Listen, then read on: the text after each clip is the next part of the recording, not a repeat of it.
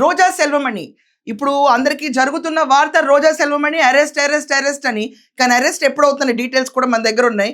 దాని గురించే ప్రధాన అంశమైన షో. కానీ వెళ్ళే ముందు ఖచ్చితంగా ఒక రకంగా రోజా ఏ విషయంలో అరెస్ట్ అవుతుందని ఎవరేసుకోవాలి.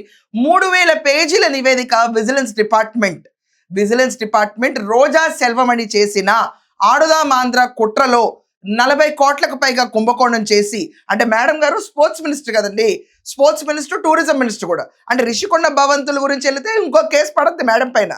టూరిజం మినిస్టర్ కింద ఎంతెంత నొక్కింది అన్నది మళ్ళీ ఖచ్చితంగా ఏదో ఒకటి ఉంటుంది. ఎందుకంటే ఆ రిషికొండ ప్యాలెస్ ఎస్టిమేట్ ఒకటి, అక్కడ లోకల్ పెచ్చులుడి పడేది ఇంకొకటి. ఇది అందరికీ తెలిసిన విషయమే. నాణ్యతా పరంగా ఎంతెంత నొక్కారో అది వేరే విషయం అనుకోండి.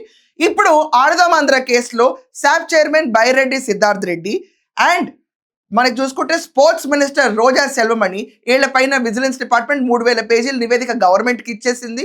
అండ్ క్రిమినల్ కేసు వీళ్ళపైన ఫైల్ చేయాలి.